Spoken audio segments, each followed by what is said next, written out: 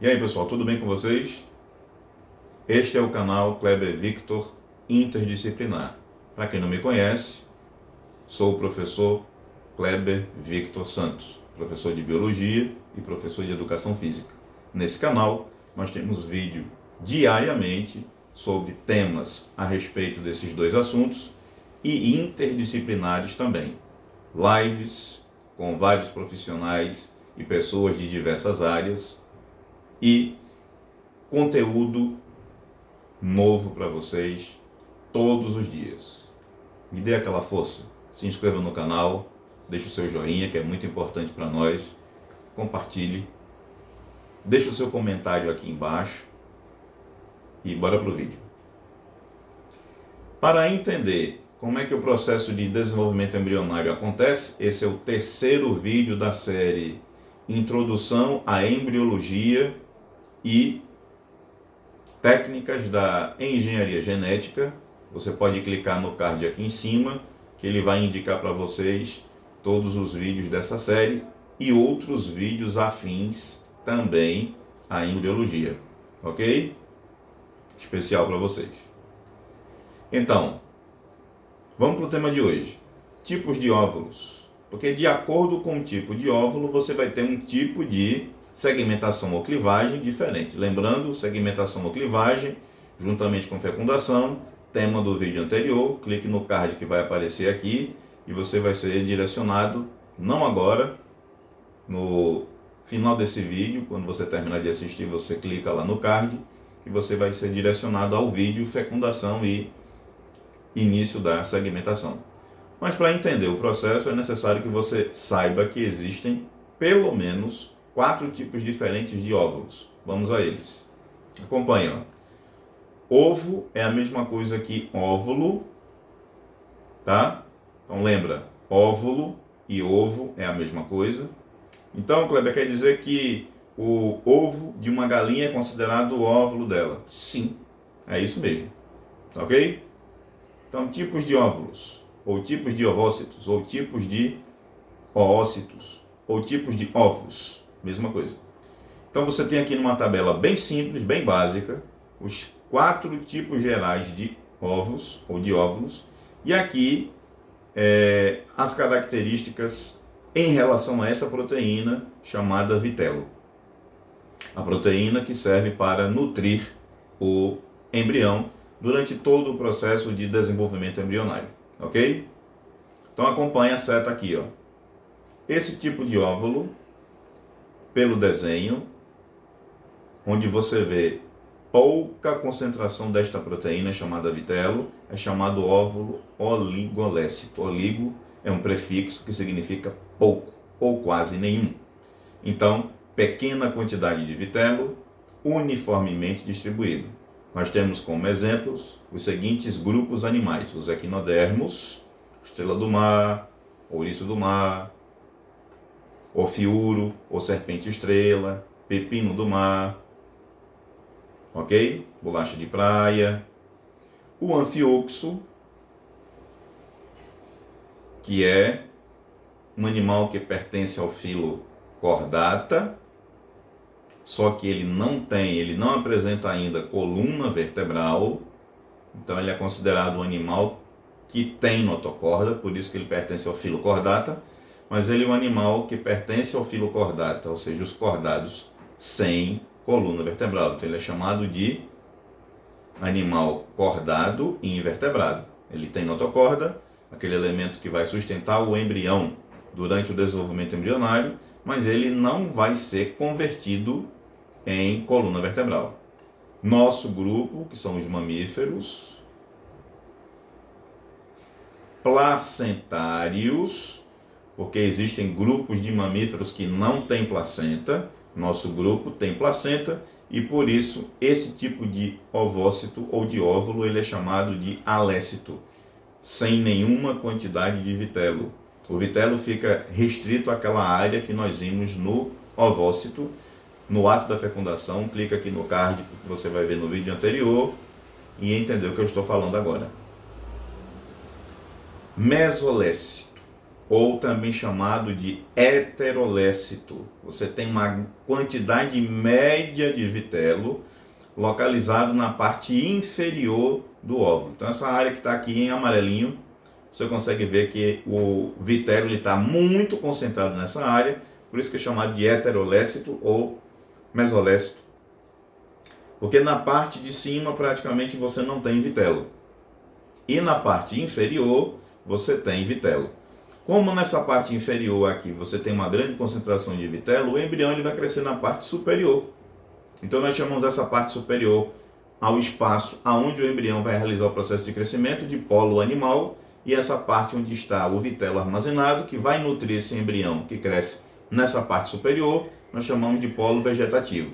Então o polo vegetativo é onde estará o embrião em processo de crescimento, e o polo vegetativo, essa área amarela de concentração do vitelo, onde você não vai encontrar o embrião, e nessa parte superior, o chamado polo animal, aonde irá ocorrer o desenvolvimento embrionário pleno desse embrião.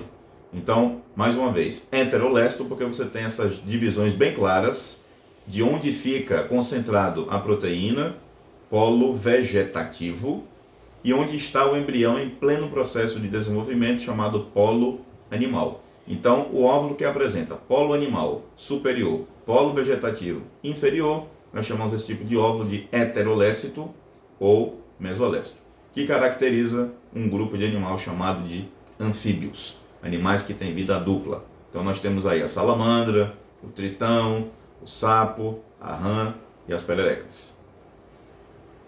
Óvulo telolécito, ou também chamado de megalécito, é aquele que tem uma grande quantidade de vitelo. Tem tanto vitelo nesse óvulo, que está representado aí também com a cor amarela, que o núcleo do ovócito, juntamente com o que sobrou do citoplasma, ficam restritas à parte superior desse ovócito, região que nós chamamos de cicatrícula. Então fica restrito a essa região aqui, chamada de cicatrícula, porque praticamente 99% do óvulo desse ovócito é vitelo. Temos como exemplo aves, répteis e boa parte dos peixes. Centrolécito. Se você observar, o vitelo ele fica concentrado no centro, praticamente circundando, ou seja, na periferia do núcleo. Ok? Então, o citoplasma, como eu acabei de dizer, ele é periférico. Então, nós temos aí como exemplo os artrópodes, tá? Insetos, crustáceos, aracnídeos, tem esse tipo de óvulo aí. Então, a segmentação ela vai ocorrer de forma diferenciada de acordo com cada tipo de óvulo. Então, vamos observar aqui. No anfíoxo, né, esse animal que pertence ao filo Chordata, nós também pertencemos a esse filo, só que esse animal aqui, ele não apresenta o quê? Coluna vertebral. Ele tem notocorda, mas não tem coluna vertebral. Então nele, nós temos uma segmentação chamada holoblástica igual. O que é segmentação holoblástica? Segmentação holoblástica é aquela que vai acontecer em toda a estrutura do ovócito.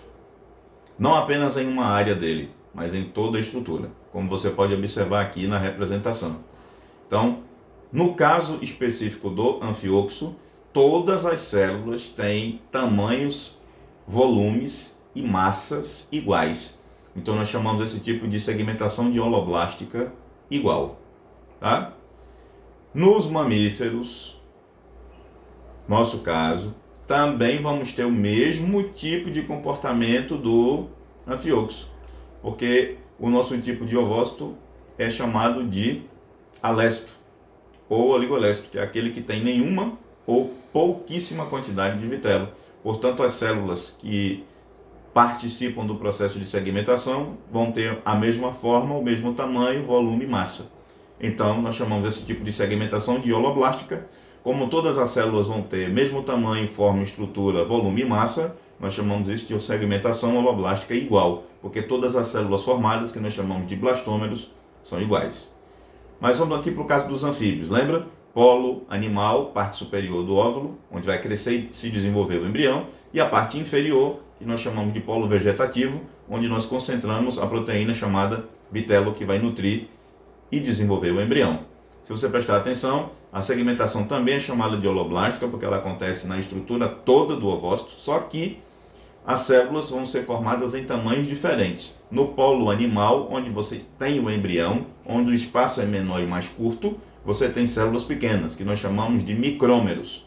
Na parte de baixo, que não tem célula, que o embrião não está aqui, onde está a proteína chamada vitelo, chamado polo vegetativo, você tem células grandes. Então, células grandes no chamado polo vegetativo e células pequenas no chamado polo animal. Então, você tem macrômeros no polo vegetativo, vitelo, micrômeros, células de tamanho pequeno, no polo animal, onde está o pleno desenvolvimento embrionário. Então, tem células com tamanhos diferentes. Portanto, segmentação holoblástica, porque ela acontece no óvulo todo, e desigual, porque no polo animal, parte superior, você tem o embrião se desenvolvendo, células menores, micrômeros, e na parte de baixo, que não há o embrião e não há células, só tem a proteína vitelo, você tem os chamados macrômeros. Então, macrômeros, polo vegetativo, inferior, micrômeros, no polo animal, onde existe a quantidade de células se desenvolvendo, micrômeros, células de tamanho pequeno no polo animal. Polo vegetativo com células grandes, macrômeros, polo animal, onde tem o embrião, com células pequenas, micrômeros. Então, segmentação holoblástica desigual.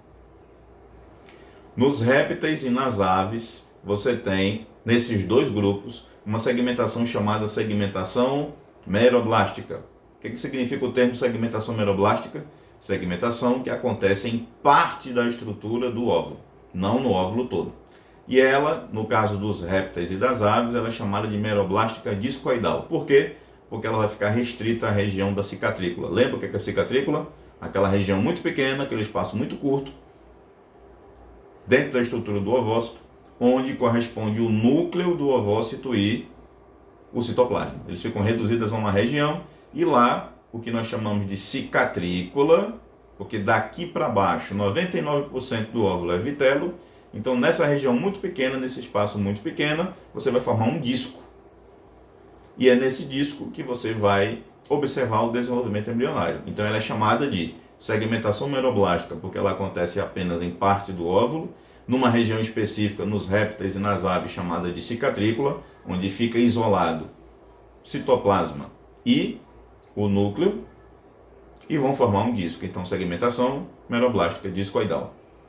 Nos artrópodes, insetos, crustáceos, aracnídeos, etc., você vai encontrar um comportamento diferenciado. O que vai acontecer? Você vê que existe um núcleo central e o vitelo está ao redor. O que acontece? Esse núcleo vai se dividir em vários, que a gente chama de polinúcleos, e eles vão para as extremidades da célula, a periferia da membrana plasmática, formando o que nós chamamos de segmentação meroblástica, porque ela vai acontecer do centro, ou seja, de um núcleo, dividido em vários núcleos, polinúcleos, que vão para a periferia da membrana plasmática, próximos à membrana plasmática, e vão formar um disco superficialmente, o que nós chamamos de segmentação meroblástica superficial. Então, aqui, em maior detalhe,